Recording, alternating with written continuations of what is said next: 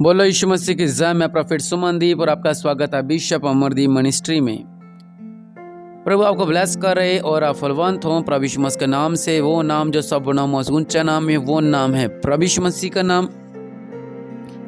इसलिए उस महान परमेश्वर को धन्यवाद दें।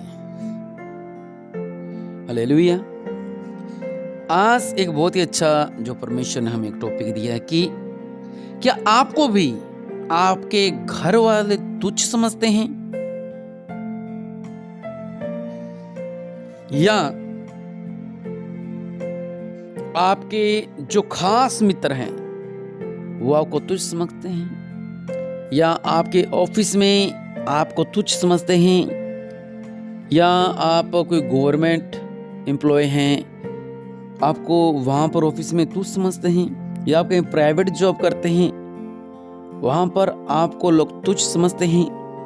क्या आपके मोहल्ले में आपकी गिनती तुच्छ से होती है? ये तो ऐसा ही है। या आपकी पत्नी या आपका पति आपको तुच्छ समझता है, या आपका पिता या आपके बेटे आपको तुच्छ समझते हैं,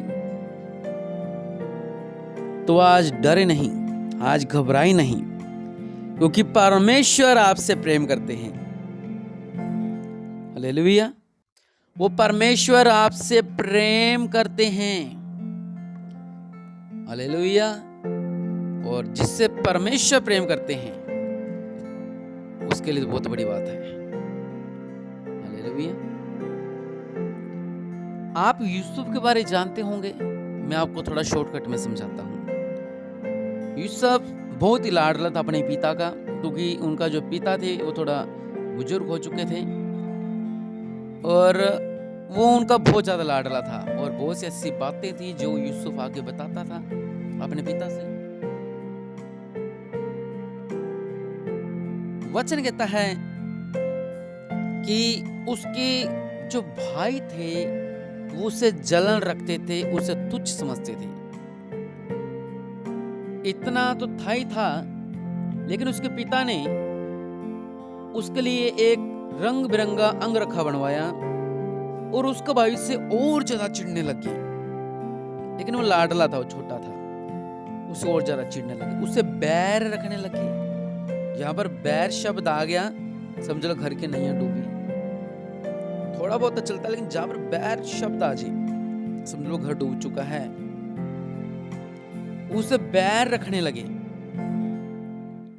सबसे बड़ी बात यह होगी जब उसने सपनों का अर्थ बताया। यूसुफ अभी 17 साल का था, अभी बच्चा था वो, और भेड़ बकरी चराता था। लेकिन यूसुफ ने जब स्वप्न देखा उसके भाई और ज्यादा चिढ़ने लगे। उसने एक दो सपने बताए, वो कहने लगे क्या इसका मतलब हम तेरे आगे झुकेंगे? वो बहुत ज्यादा बैर रखने लगे। आखिरकार उसके पिता ने कहा जा तेरे भाई को खाना दे। वो उन्हें ढूंढता ढूंढता ढूंढता ढूंढता ढूंढता दोतान को चले। वो ढूंढता ढूंढता जब उसके भाई उसे देख लेते हैं वो उससे ईर्ष्या रखते हैं, क्योंकि उसे तुच्छ समझते थे।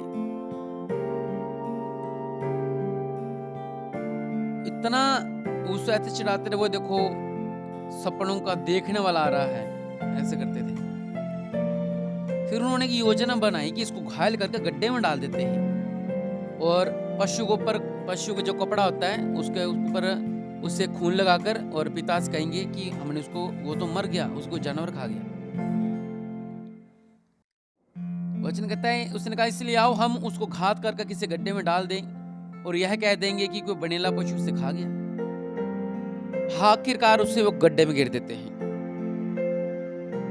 लेकिन गड्ढे में पानी नहीं होता। आखिरकार क्या होता है, वहां से लिखा हुआ है इश्माएलियों का एक दल जो गुजर रहा था, उन्होंने कहा भी इससे अच्छा हम इसे बेच ही देते हैं। उन्होंने उसे 20 टुकड़ों में बेच दिया चांदी के। जब 20 टुकड़ों में बेच दिया और उसको अपने साथ ले गया। लेकिन उसका जो पिता था वो उसे ढूंढता रहा, वो रोता रहा। मैं आपसे कहना चाहता हूं कि अगर आप इसी ओर आगे बढ़ते हैं तो यूसुफ आगे जा उसकी बोली लगती है और वो राज के घर में आता है। बहुत सी बातें आगे लंबा चौड़ा है और समय कम होता अपने पास मॉर्निंग प्रेयर में। जी आपको मैं मोटी मोटी बात बताना चाहता हूँ। जो पोतीपुर की पत्नी थी उसने उसको पर गलत इल्जाम लगाकर उसको जेल में करवा दिया और उसने राज ने सपना देखा कि ऐसे ऐसे ऐसे ऐसे हो रहा है और वो जानना चाहता था इसका अर्थ क्या है।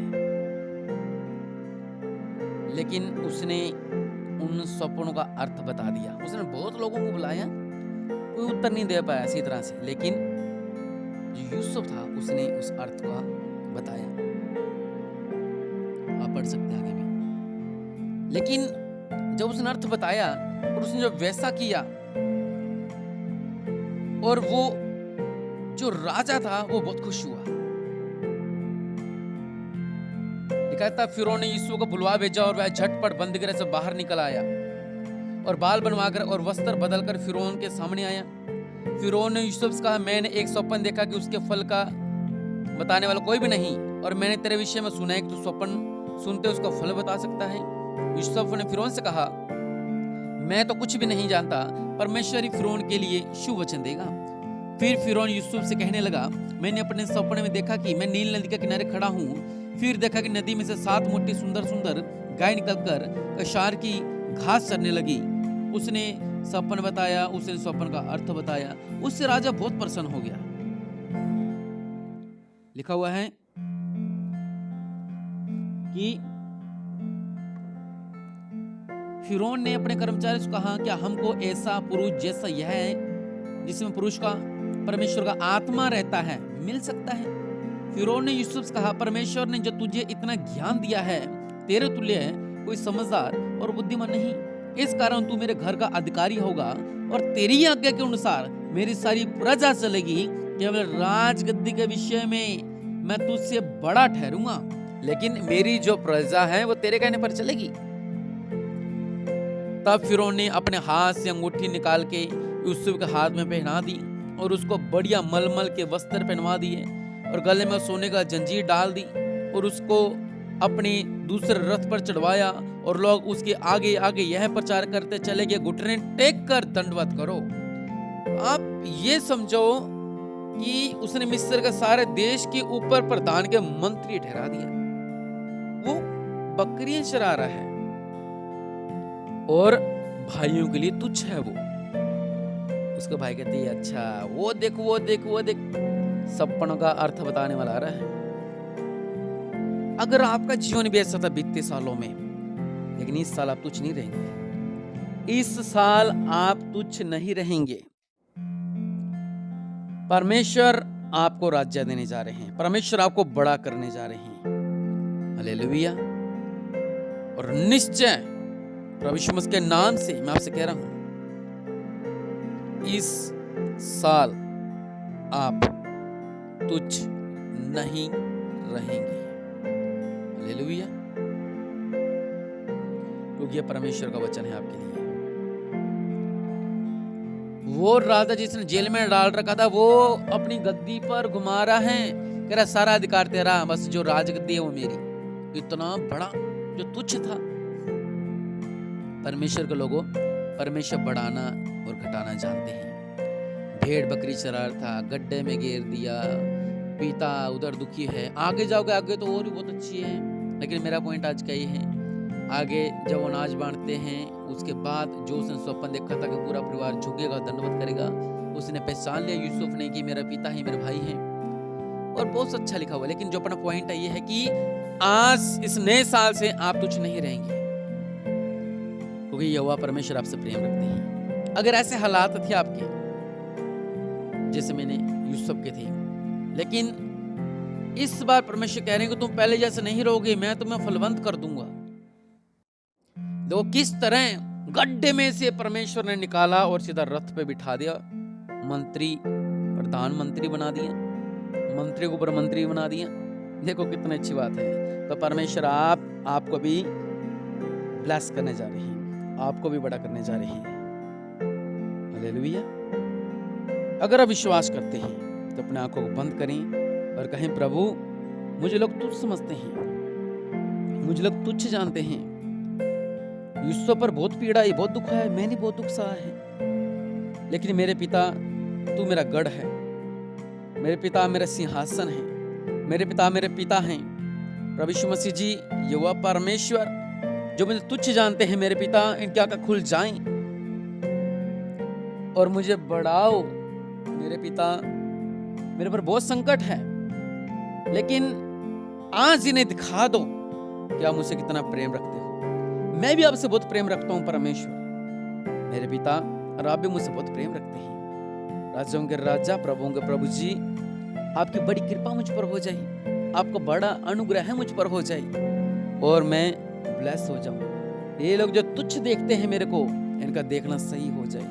मेरे परिवार में, मेरे रिश्तेदारों में, मेरे मोहल्ले में जो मुझे तुच्छ समझते थे, आज के बाद ऐसा नहीं होगा, क्योंकि आपने मेरा सर को ऊंचा किया है। मेरे पिता, आप मुझसे प्रेम रखते हैं क्योंकि आपने मुझे अपना बेटा बना लिया। मेरे पिता परमेश्वर प्रभु जी, सच में इस वचन के अनुसार मेरे जीवन में वचन कार्य करे, और जैसे यूसुफ के साथ अपने बड़े चमत्कार किए, वैसा बड़ा चमत्कार अब मेरे के ऊपर करें, और मैं आशीष दूं प्रभु यीशु मसीह के नाम से। निश्चय कहें, आज से मैं तुच्छ नहीं हूं। हालेलुया। परमेश्वर आपको ब्लेस करे। आमीन।